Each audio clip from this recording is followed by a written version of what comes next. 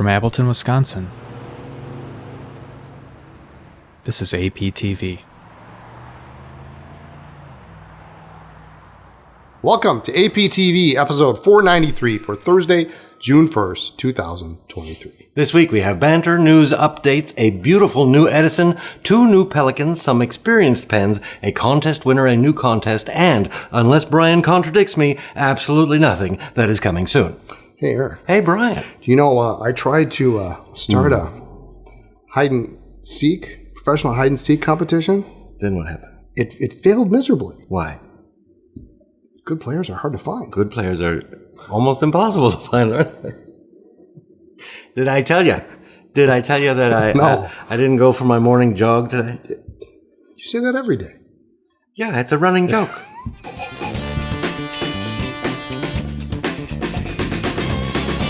Brian, Yes. have you seen today's location bumper? I have, as a matter of fact, I have not seen today's location. I think you have, because it's from the past. Is it from the past? We're reusing some scenes, mostly of museums, because we want people to come to town for the grand reopening pen party. And today's location bumper was the Appleton Historical Society, it didn't even bother to read this. No. I printed this out, didn't even bother to read it. You didn't look at any of it? No, I didn't look at any of it. This will be fun.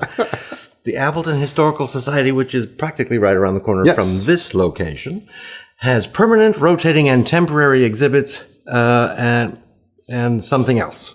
And something else. What they have is a lot of photos. And something else. A lot of photos. Okay. A lot of photos. Have you been there? Of course I've been there. I've never actually been there. You've never been there? I've never been there. I've had people... like history? I love history. And you Absolutely. like Appleton? I live here, don't I? 30 minutes. 30 minutes. 30 minutes is all you need. You see the whole thing in 30 minutes. And if you're in town on that weekend for the pen party or any other time, that's a good one to stop at. Okay. Totally free. Excellent. Free. Oh, free. It's Totally even free. better. Totally free. Tomorrow, Friday, June 2nd, you know what that is? You could read it. It's National Donut Day, as a matter of fact. Donut yes. Day. This was, interestingly enough, started in 1938. As a fundraiser for Chicago's Salvation Army, their goal was to help those in need during the Great Depression, with donuts, of course. That's what else would I need? That would cure my depression. To honor the Salvation Army lassies, quote unquote, of World War I who served donuts to the soldiers. So this has lots of history. Bless them. Friday, that's tomorrow. That's tomorrow. Donuts. We need donuts on Friday. Manderfields. We haven't had donuts in a while. Manderfields. That's my favorite donut place here. We have a bumper for Manderfields? I believe we do. Do you? Yeah, we do. We can throw it in right now because of the magic of Justin. We probably already have it. Saturday, this coming Saturday, June 3rd, is World Bicycle Day. Hallelujah. Hallelujah. World Bicycle Day draws attention to the benefits of using the bicycle, a simple, affordable, clean, and environmentally sustainable means of transportation. I beg to argue one point. Affordable? Affordable. It depends. Still cheaper than a car. Well, I don't know. I saw a discussion the other day that the newest Pinarello actually cost more than some motorcycles. Worth it, though. Totally worth it. Are we riding on World Bicycle Day? World Bicycle Day? Well, am I gonna get you to ride on World Bicycle Day? I ride every day. But it has to be. He's in a different class now. He's been training all winter. A ride for him is 50 miles out and 50 miles back. 50 miles out. Am I lying? Am I just exaggerating? You're exaggerating a little bit. Yes. He's very good. Saturday.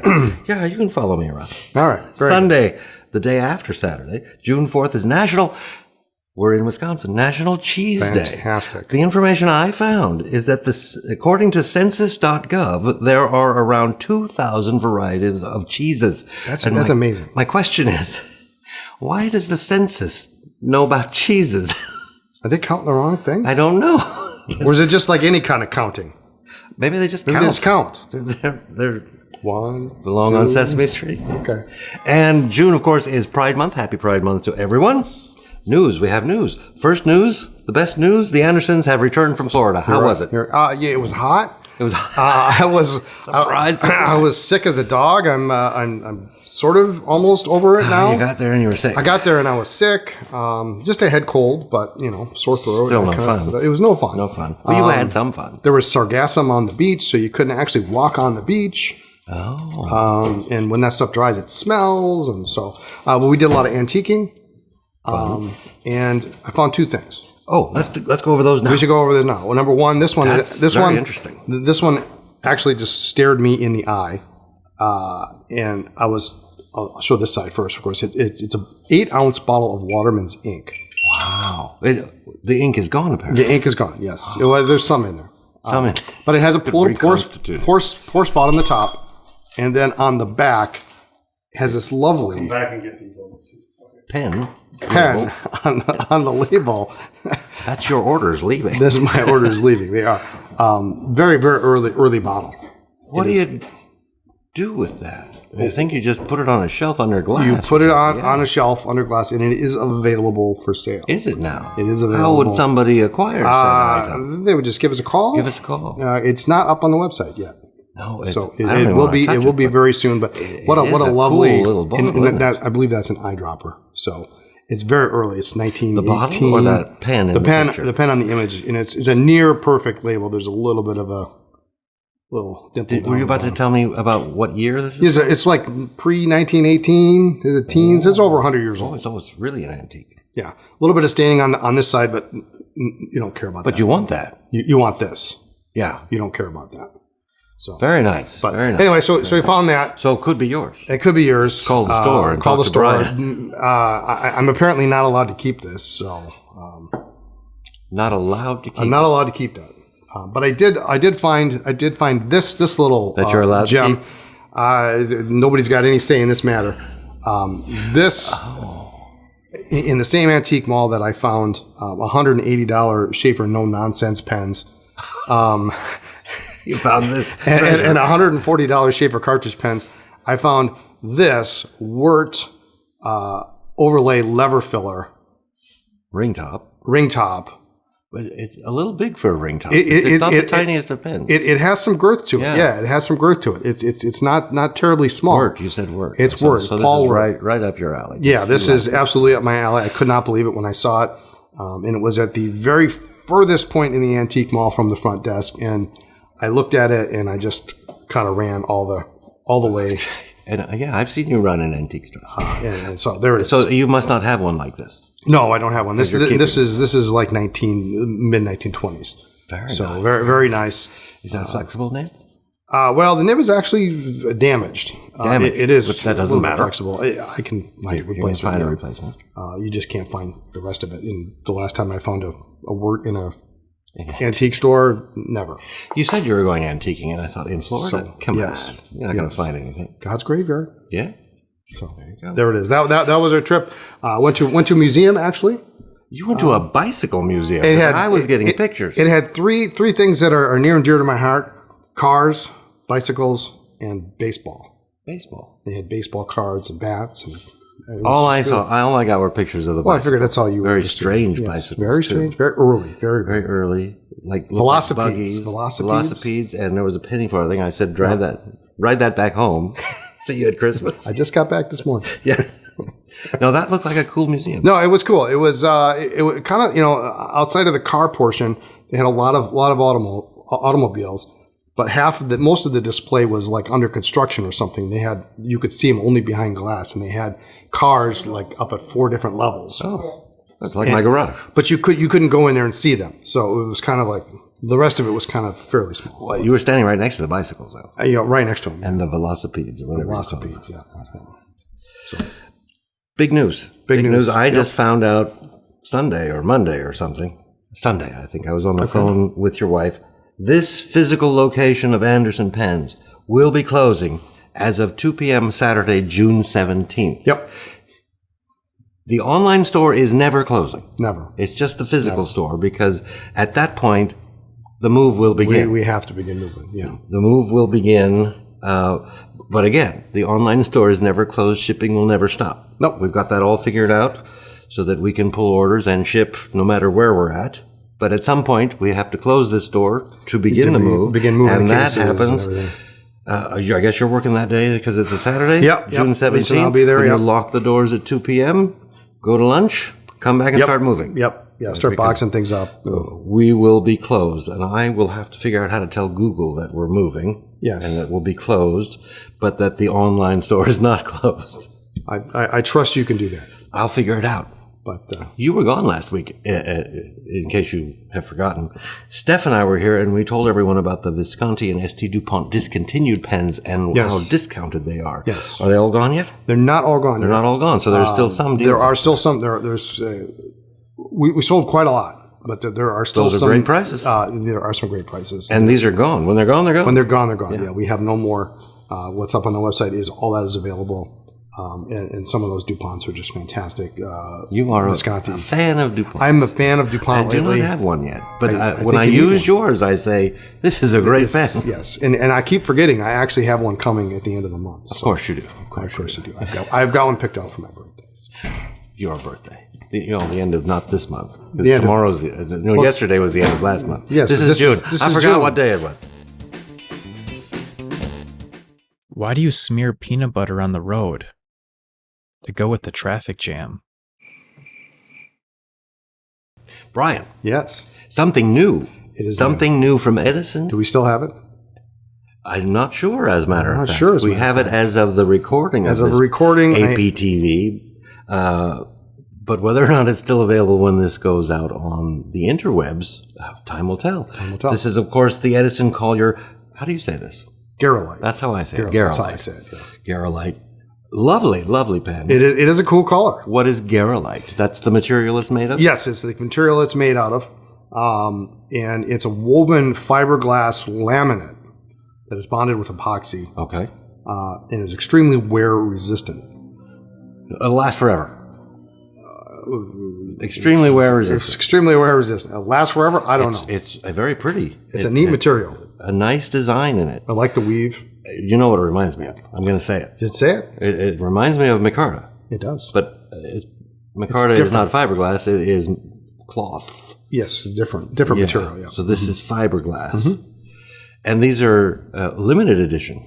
Says so right on the pen. Yeah, they are limited edition. Yep. And so he's made so many of these. And that was that. And that was that. They were actually intended to be a regular production item, but the material became there was part of it is actually still acrylic resin.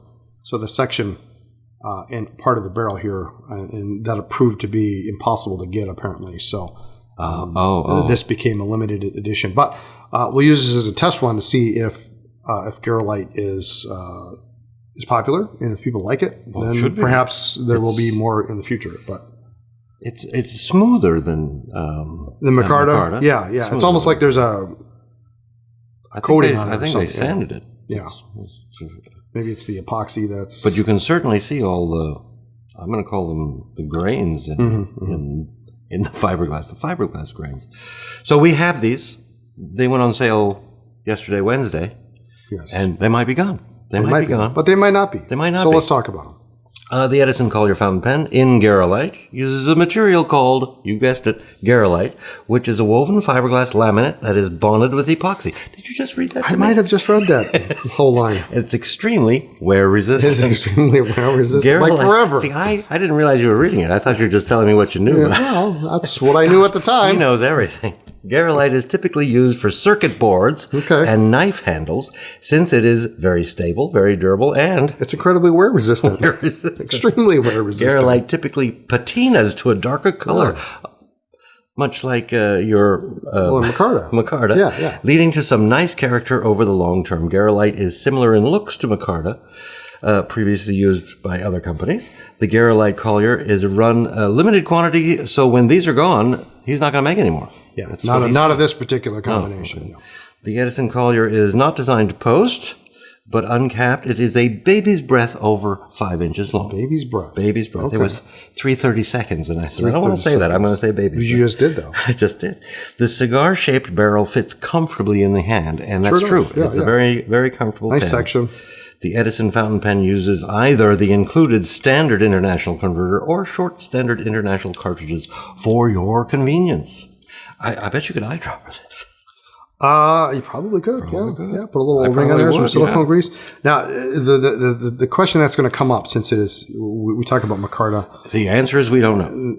We do know. Okay. We do What's know. What's the question? The question is will it stain? So first of all, we have to address it doesn't feel porous. Why isn't the whole thing made out of Garolite? Well, it would stain, wouldn't it? It would stain. So he's put acrylic. We put an acrylic, a nice complementary acrylic section, threads, and a little bit of the barrel there. But in tests, in testing with numerous inks, including some that are notorious for staining, they have been able to get every single example completely clean.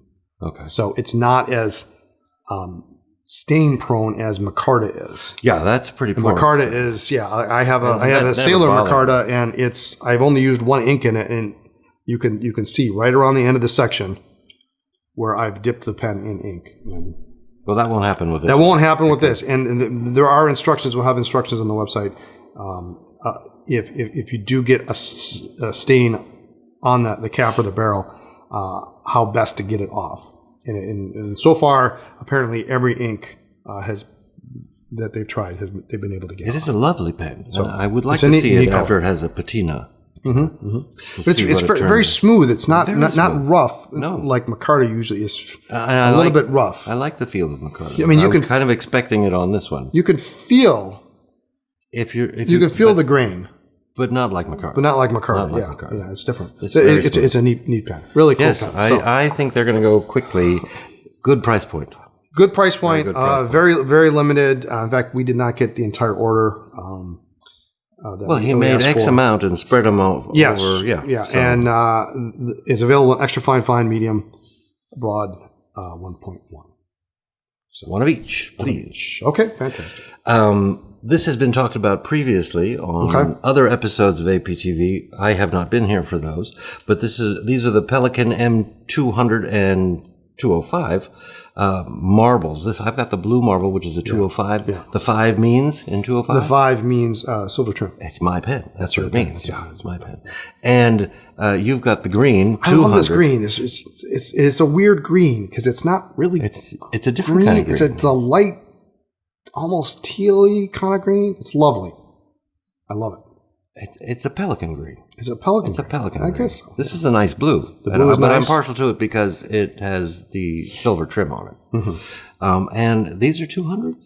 These are M200s, They seem a little larger than 200s. Yeah. Piston fillers, stainless steel nibs.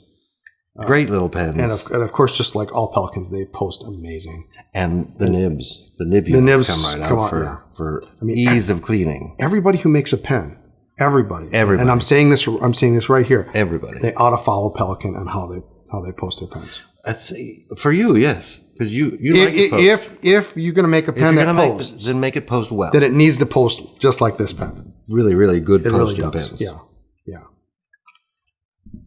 Very nice. I just can't post a pen, but if you like posting, this is the pen to get, or any Pelikan really. Yeah. They've got a little translucent ink window. Yes, I see it. And this is a cute pen. It's nice. They're great. They're great. When these were talked about previously, there was also a brown marble. There's also brown, and it never came. It hasn't come here yet. And it's not here yet. Yeah, it is coming. And the brown is lovely. Really, really I like browns on Pelikans. Brown with the gold trim. Pelikan does brown really well. Yeah. Even with gold trim, I like their browns. Yes, sometimes you just like it. I guess I'll read this. Pelikan Classic M200 fountain pen is a slender piston filling pen that uses bottled ink. Available in brown marble, which we don't yet have, blue marble, and green marble. The stainless steel gold-plated nib is a very smooth writer and does tend to run a bit on the wider side. I do. Most Pelikans yes, do. There. So fine in a Pelikan is leaning toward medium. A Pelikan M200 fountain pen is smaller in size, comfortable in the hand. I thought they were smaller. Well, this is I don't even have to post this. And a good price point on these. Yes. Yeah, again, good price point on these. For an entry level Pelikan piston filler, it's great. Very nice. Very nice. Very nice. So variety of nibs available. A variety. Well, extra fine, medium, broad, and long. Yeah, I would go the extra fine because I like fine, and these do run a little larger. Although the one Pelikan I use the most has an italic broad on it, so that's weird. Spotlight section. Spotlight. You said experienced pens. You have some experienced pens that you would like to share with everyone. So if you don't, experience is kind of our term for these are previously enjoyed, previously loved, yeah. previously owned. Google doesn't know what experienced pens are, but We do. we do. And I'm going to hit it right off the top with this one. Armando Simoni Club, Pavarotti limited edition. Only 70 of these pens made, and if you think that looks like an Omas, Because why? it's Omas celluloid. The fact that the thing comes in an actual Omas box, and it's hilarious what Armando Simoni did is they actually, they used to come in the box that has the you could flip the thing over so you could put one pen or two pens on it, and one side says Omas. They flipped the Omas side down and glued it into the box so you don't see Omas. They put a little plate over the top where it says Omas. So yeah, this is about as Omas as you can get without it actually being an Omas. Nice cigar shape. Yeah, this is the Ogiva Saft Green. Beautiful nib. Look at that nib. Nib is custom ground by Mike Masuyama. It's great. It's they call it their Magic Flex. I wouldn't actually say flex on this. It's got a little softness to it, but Mike has adjusted it, and it's really something. Ground to a what? It looks like a sort of like an italic. I think it's an italic. He does a cursive italic type. Cursive italic. I need to touch it. Thank you very much. Only 70 made. The box is a little worse for wear, but the pen itself is fantastic. Cartridge converter on this is not a piston, even though it looks like. Oftentimes, just more convenient. It's easier. Yeah, more convenient. Easier. I mean, you look at the nib is beautiful. Isn't it nice? Isn't it nice? Beautiful material. Is it green or is it brown? It's a brownish green. Brownish green. It's a greenish brown. A little tiny section comes off there. Yeah. Little tiny. Yeah. Comes with a converter? Comes with a converter. Wow. It's a great looking pen. Great really, deal here. Great deal. You don't find them very often. There's only 69 more of them. Yeah, I love the shape too. So the cigar shape is just beautiful. Shape. Yep. Roller clip. So that's one. We have that available. There's more. Look at that. There are more. This one there was great debate. Was there great before debate? APTV? Is that what you call great? Maybe, I don't know. This is there was confusion. Three minds melding here. This is the Green Lantern. This is the Montegrappa Green Lantern, DC Comics Green Lantern. I see the Green Lantern ring. The ring there. The if you're into that kind of thing, it's got the Green Lantern DC Comics logo on the nib. The box is a DC Comics box. It's got a DC Comics box. Yeah, cartridge converter. So it's got no converter, but there's comes with the cartridges. And it's in really nice shape. So this is the clip is the Green Lantern. That is the Green Lantern. Looks like the Green Lantern. The confusion was that none of us seemed to know anything. I haven't seen the movie, so I have no idea. Yeah. But he did something with a ring. It was green. It was green. Did he have a lantern? Did the lantern fall over? Burn Chicago? There was a cow involved? Yeah. I don't know. That's what we know about the Green Lantern. But anyway, we have this. Very nice feeling pen, though. Yeah. Really it's got some nice weight to it. Good weight. Not heavy, but you can feel it in your hand. So Beautiful. Montegrappa. Very nice. So there's a Montegrappa available. And these two I recognize. Then we have these two, and you might say, okay, well, I recognize these. This one here is discontinued now. These are Van Goghs. This is Vincent's chair. Okay. So this pattern is no longer available. And this one has the now discontinued extra fine calligraphy nib. So it was originally was part of they had a Rembrandt calligraphy set that came with an extra fine nib, and then there was a stub, and originally there were like 3 or 4 nibs, and then they shrunk it down to a couple, and then they had all these nibs left over, so they started putting them in pens. So you can't get the nib, you can't get the body. Do I see 2 breather holes? There are 2 breather holes. 2 breather holes in it. Yeah. And what a beautiful pen. Yeah. So what a beautiful pen. And it comes in the original box, of course. So you have the picture of the chair. So there's that one, and then we have the irises, which is also now discontinued. What nib is in there? This one has the old style, which is now no longer available on the Van Goghs. The stamped style that was also available on the Rembrandt. This is a medium, but lovely colors. Look at this orange striping on there. Beautiful. Really a great striking. But I'm going to go with this one. So just because the yellow kind of speaks to me. So neither of these are available currently, but Except here. except for here. These Here at previously, Anderson and they're in really good shape. You've got a Montegrappa, 2 Viscontis, and the Armando Simoni. Armando Simoni, and these are all at the website currently. They're on the website currently, and they're available right now. What does a house wear? A dress. Brian, Yes, you were in Florida last week. I was in Florida. Steph was here. I know. Standing right where you are. How was that? Was that good? Of course it was good. Always good to have Steph here. We did a contest. You weren't here, so we did a contest. What'd you give away? The store? Well, we lowered the price on a lot of Viscontis and ST Duponts. Okay, fine. Last week's contest question was, do you have any pens that you have inherited? And my answer is, I do not have any. I imagine you do. Yes. I guess it depends on how you define inherited.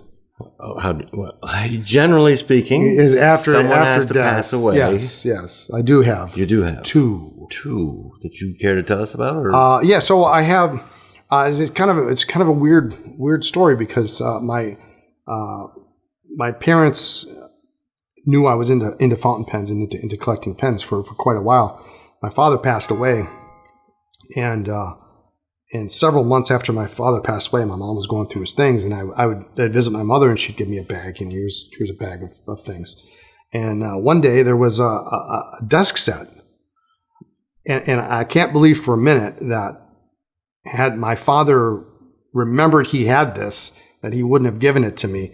But it's a Schaefer double desk set, which included actually it was it might have been 2 ballpoints, but it has a little plaque. It's a nice wood base, little plaque, and he was in the Air National Guard, so they engraved to Ted Anderson, thanks for being in the Guard or whatever when he left, and so I was able to I have. There might have been a fountain pen. I can't remember now off the top of my head, but I found another fountain pen, so I've got matching fountain pens, but they're brown Schaefer desk pens with tapers on a beautiful wood base. that now sits on your desk. That's and you use it daily. I do not use it daily, but it has my dad's name engraved on it on the little brass plaque. So that was the 2 you were talking about? Yes, yeah. That was the 2. I do encourage everyone to read through these comments because every story is a story worth reading. Yeah. And I couldn't recreate them all here, but I will read some of them. Okay. Ed Riley says, I have one pen I inherited. It was from my father when he passed a few years ago. It was actually his mother's pen, so my grandma Emma's. She came to the U.S. from Ireland at the turn of the last century and worked for a stint as a telephone operator. The pen is a Waterman 32V with the original box and instructions, as well as some dried ink, which had to be at least 60 years old. One bit of fortune that accompanied the pen was my discovery of Anderson pens because I needed to replace the sack. Nice. So apparently still usable. Great. Fantastic. Nice story. Paul Jaeger, I inherited a Schaefer Touchdown from my father. I used it extensively when I was in college and wore it out. The threads no longer hold the cap securely, and the filling mechanism needs to be restored. So now it sits in a box with other memories, and I enjoy writing with newer pens. Well, that can be restored. It can be The threads? Well, the thread might be another issue, but at least you could get it so that the pen writes. And what a lot of people do, and a lot of our clients do, is they decide even though the pen may not, you're missing a cap or something else is wrong with the pen that deems it not capable of taking it out on a daily basis. They do serve well as desk pens.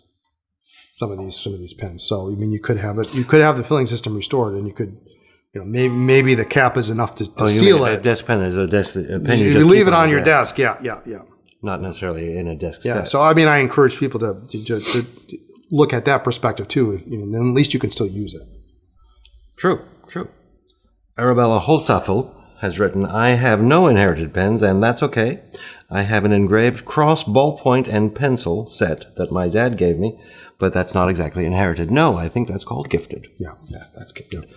Noreen Roche, I inherited 2 Parker 45s from my dad. Awesome. One is navy and the other is green. I love 45.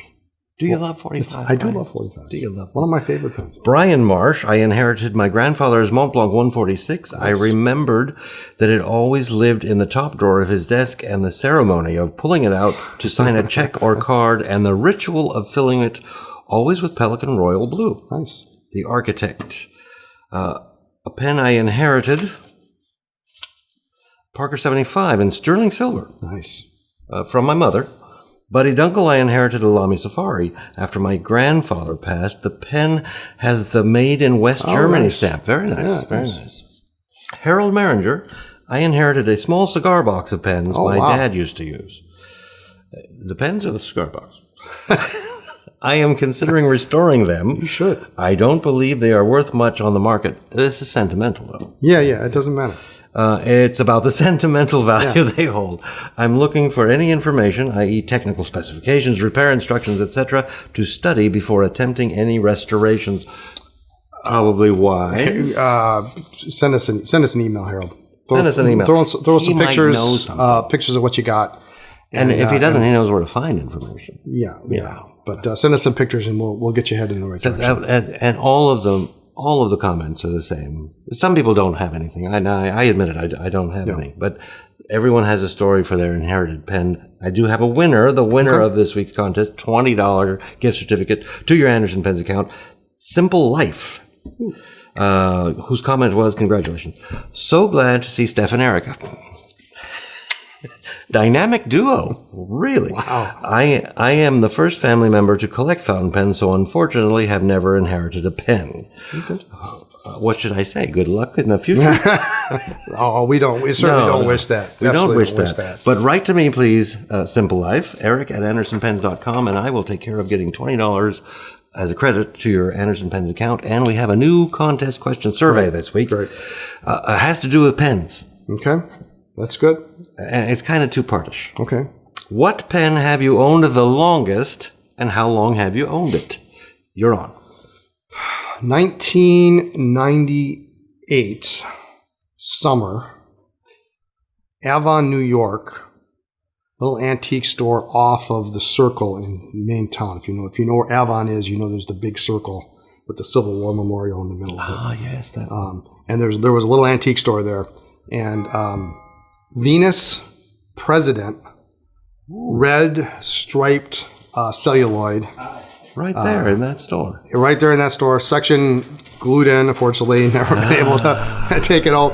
But and funny enough, when I was going home, I was trying to write with it in the car, and the tines on the nib broke. Is this like the first pen you ever bought? The very first fountain pen I ever bought.